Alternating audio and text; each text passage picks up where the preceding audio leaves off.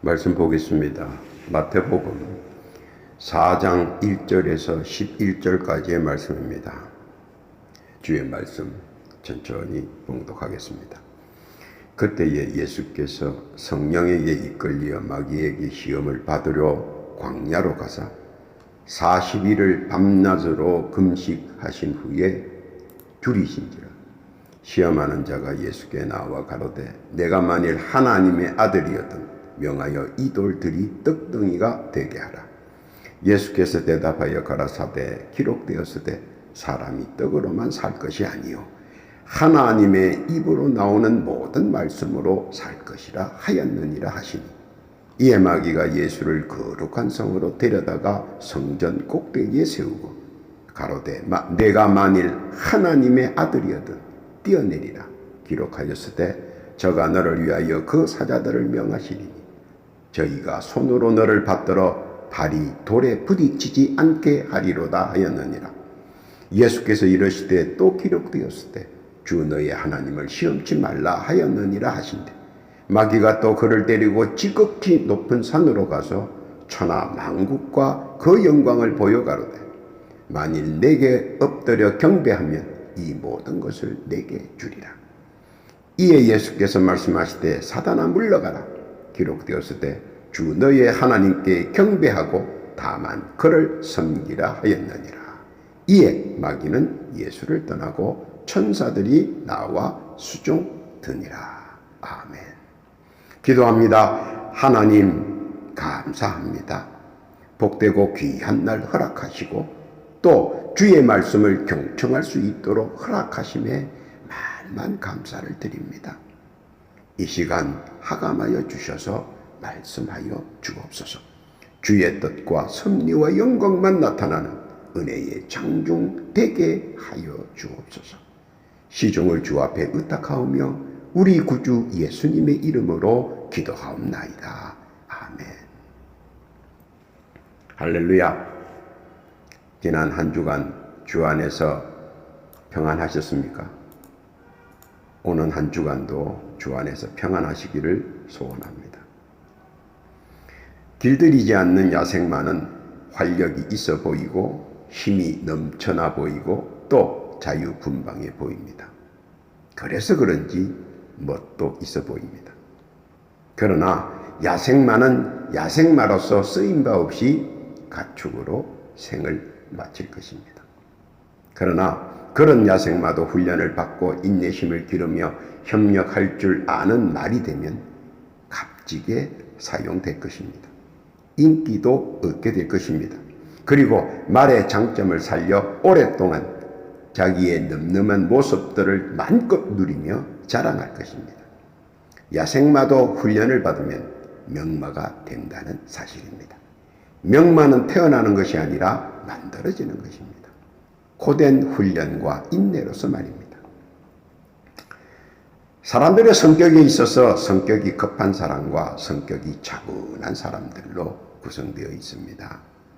성격이 차분한 사람들은 보통 온순하다는 평가와 모가 나지 않는다는 좋은 평가가 수없이 많습니다. 또 여러 가지로 사람들에게 신뢰성과 평안함을 주는 그런 성격의 소유자로 인정을 받고 있습니다. 물론 그렇지 않은 사람들도 있기는 하지만 보편적으로 그런 인상입니다. 반대로 성격이 급한 사람들은 충돌이 잦고 또 논쟁이 심하며 자신의 뜻을 굽히지 않고 정면 충돌로 많은 이에게 강렬한 강성의 느낌을 주는 존재로 낙인을 찍히기도 합니다. 나쁘다 좋다를 떠나 가끔 모임에서 혹은 토론에서 찬바람을 일으키는 존재감을 나타내 분위기를 흐려놓지만 한편으로는 이해를 빨리 하며 넘어가 파탄의 장은 만들지 않습니다. 자기 주장이 강하여 가끔 곤혹을 치르지만 솔직 담백한 맛이 있어 사람들이 믿고 함께하는 장점도 있습니다. 물론 일부는 급한 성격과 과격한 행동으로 일을 망칠 수도 있기도 합니다. 그러나 옳고 그름을 떠나 성격상의 한 부분이기에 서로가 배려하고 이해하여 크게 문제는 되지 않습니다.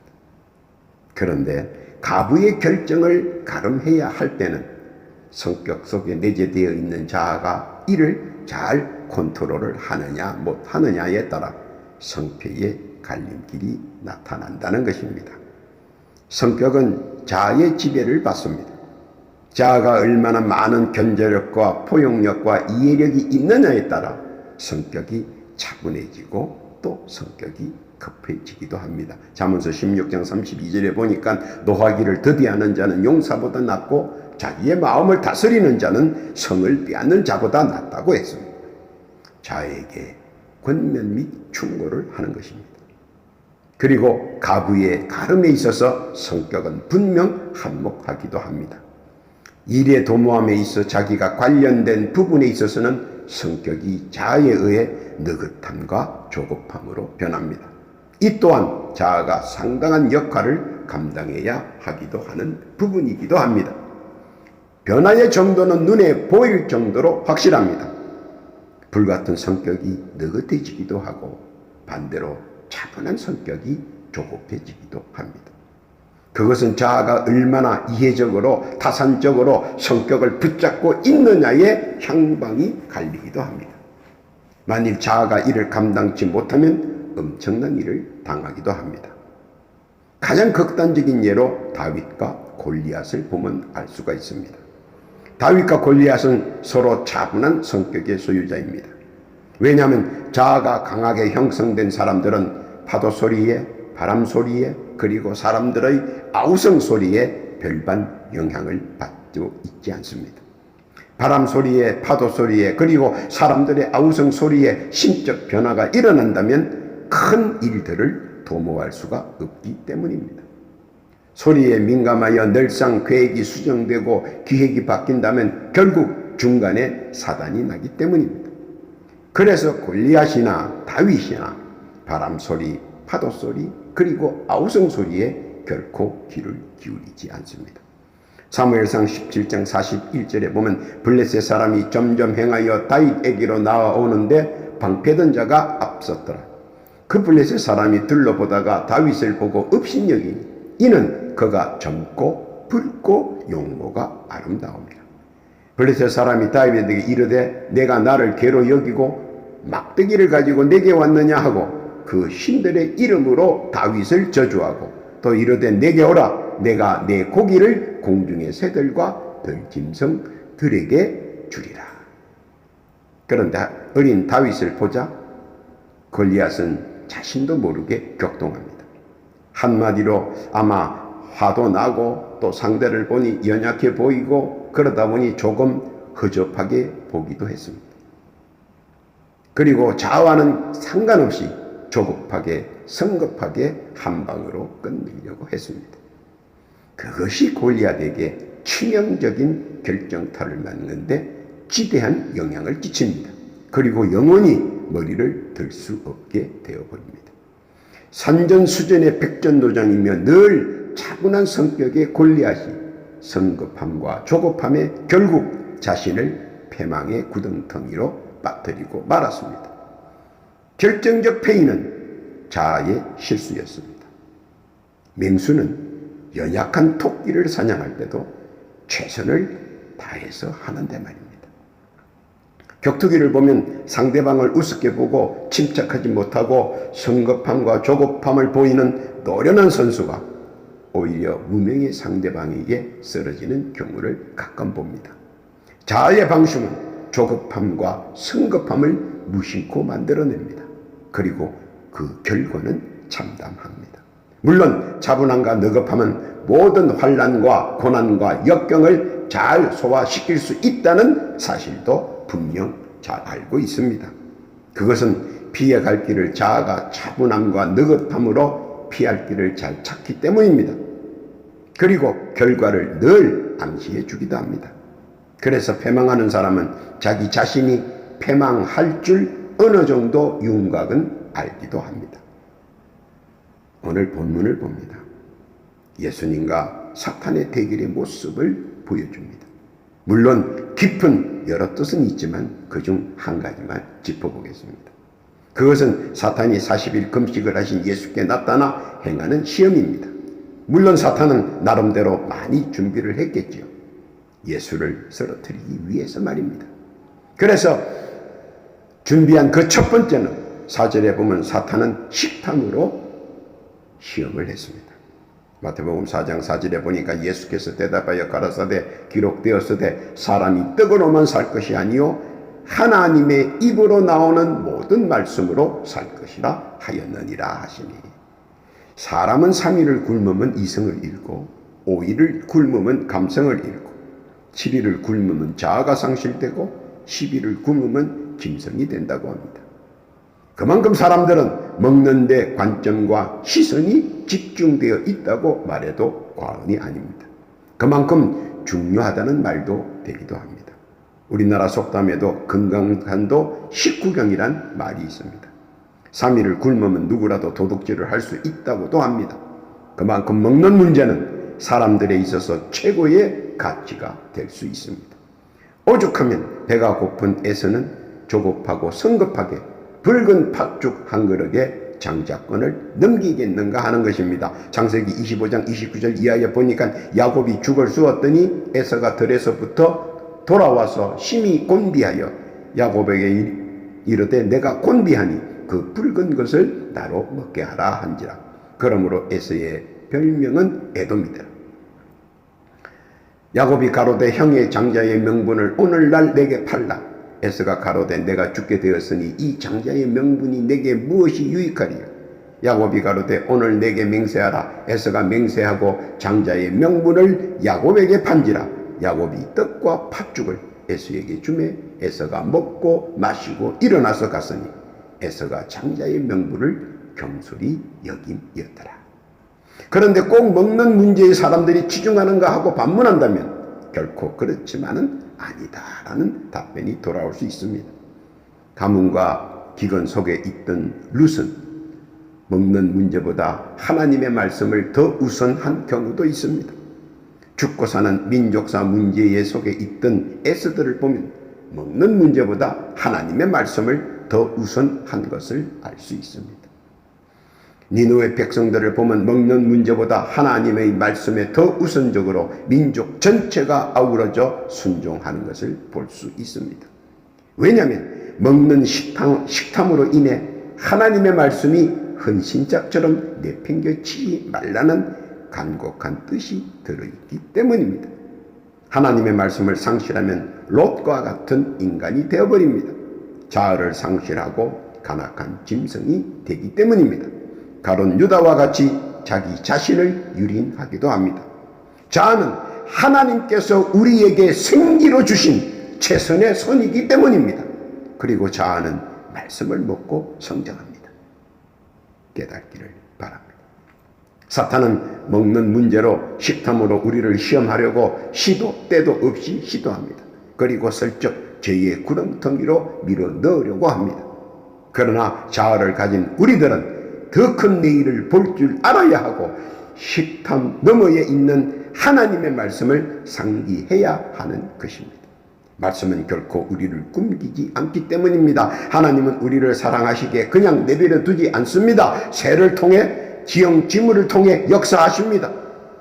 우리의 평안한 삶을 위해 말입니다. 오늘의 성급함과 조급함 그리고 다급함보다는 말씀에 의지하여 내일의 차분함과 느긋함으로 승리하시기를 예수께서는 본문을 통해 말씀하시려고 바라십니다. 깨닫고 주께서 하신 말씀 믿으시기를 바랍니다. 두 번째 7절에 보면 사탄은 명예욕으로 시험했습니다. 마태복음 4장 7절 이하에 보니까 예수께서 이러시되 또 기록되었으되 주 너의 하나님을 시험치 말라 하였느니라. 자아가 있는 자는 자기 자리를 잘 알고 찾아갑니다. 그렇지 못한 자는 자기 자리가 어딘지 모릅니다. 그리고 자기 자리를 찾기 위해 헤맵니다. 그러다 시간이 흐르고 황혼이 내리면 마음이 조급합니다. 그리고 성급하게 무엇인가 처리하고 마무리 지으려고 분주합니다. 바로 그때 자신도 모르는 사이에 사단이 납니다. 요나단은 자신에 대해 너무 잘 알고 있었습니다. 그는 자기 거력이 왕이 될 수 없다고 판단했습니다. 그것은 자아의 느긋함과 냉정함이 만들어낸 판단입니다. 그리고 그 판단에 따라 행동했습니다. 반대로 사울 왕의 생각은 달랐습니다. 자리가 사람의 인성을 바꿀 수 있다고 생각했습니다. 지금도 많은 사람들이 그런 착각을 하고 있습니다. 그러나 결코 자리가 사람을 만들어주지는 않습니다. 사람이 자리를 만드는 것입니다. 성급하고 조급했던 하만 장군은 초조하게 자기들에게 유리한 법을 바꾸려고 무리수를 진행했습니다. 그러다 보니 생각지 않은 실수와 타격을 입게 됩니다. 잠언서 14장 29절에 보니까 노하기를 더디하는 자는 크게 명철하여도 마음이 조급한 자는 어리석음을 나타내느니라. 오히려 에스더는 끝까지 느긋함과 냉정함을 잊지 않았습니다. 결과는 성급하게 조급하게 밀어붙였던 하만 장군은 최고의 힘을 가진 자임에도 불구하고 멸문지하의 전철을 밟았습니다. 힘도 권력도 없는 에스더는 말씀 하나에 의존하고 느긋함과 냉정함 그리고 침착함으로 전하위복의 계기를 만들었습니다. 잠언서 14장 26절에 이렇게 말합니다. 여호와를 경외하는 자에게는 견고한 의뢰가 있나니 그 자녀들에게 피난처가 있으리라. 여호와를 경외하는 것은 생명의 셈이라 사망의 그물에서 벗어나게 하나니라. 물론 자아를 창조하신 하나님께서 물심양면의 도움이 있었지만 에서도 자신의 성격도 한몫을 담당했기에 가능한 일이었습니다. 많은 실패의 원인을 분석하면 성격 속에 나타난 자아의 영향인 것을 나타내는 것이 많이 있습니다. 느긋함과 조급함의 차이이기 때문입니다. 말씀을 믿고 의심치 않는다면 필경 말씀은 나의 소망과 바람을 충실히 이행할 것이기 때문입니다. 믿고 깨닫기를 바랍니다. 세 번째 10절에 보면 사탄은 물욕으로 시험했습니다. 마태복음 4장 10절 이하에 보니까 이에 예수께서 말씀하시되 사탄아 물러가라 기록되었으되 주 너희의 하나님께 경배하고 다만 그를 섬기라 하였느니라. 마태나 도마는 세리장입니다. 그리고 삭개오도 세리장입니다. 당시 일반 이스라엘 사람이 오를 수 있는 최고의 자리입니다.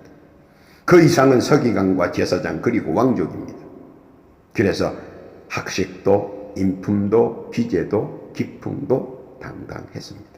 또 일반 시민들과 대화를 많이 나눈 계층들이라 사회 저변에 대해 누구보다도 더 잘 알았던 사람들입니다. 그런 사람들이 물욕을 버리고 예수께로 나와 그 길로 예수의 동행자가 됩니다. 그들은 한결같이 느긋하고 냉정하고 침착했던 핵심적 사람들입니다. 베드로처럼 조급한 성격의 소유자도 있었지만 이처럼 느긋하고 냉정하고 침착한 사람들의 도움으로 베드로도 그 성격의 자아가 많은 상승을 이루었습니다. 사도행전 4장 13절 이하에 보니까 저희가 베드로와 요한이 기탄 없이 말함을 보고 그 본래 학문 없는 범인으로 알았다가 이상히 여기며 또 그 전에 예수와 함께 있던 줄 알고, 이 말씀처럼 베드로와 요한이 그 성격과 자아가 그들로 인해 많이 상승한 것을 보여주고 있습니다. 그러한 가운데서도 가룟 유다처럼 성급한 사람도 있었고 헤롯 왕처럼 조급한 사람도 있었고 느긋하고 냉정한 본디오 빌라도처럼 그들을 방조하는 사람도 있었습니다. 그들은 모두 물욕에 의해 그릇된 판단과 조작된 음모에 스스로 빠져들어가 조급하고 성급하게 일들을 처리하며 결과론적인 것은 승리자인 것 같으나 패배자가 되었습니다. 성급한 판단의 가룟 유다의 말로나 조급한 판단을 한 헤롯 왕의 말로나 그것을 알면서도 외면한 냉정한 본디오 빌라도의 말로나 모두 비참하기는 매 한 가지였습니다. 생사의 갈림길에서 진실한 사람은 삽니다. 결코 죽지 않습니다.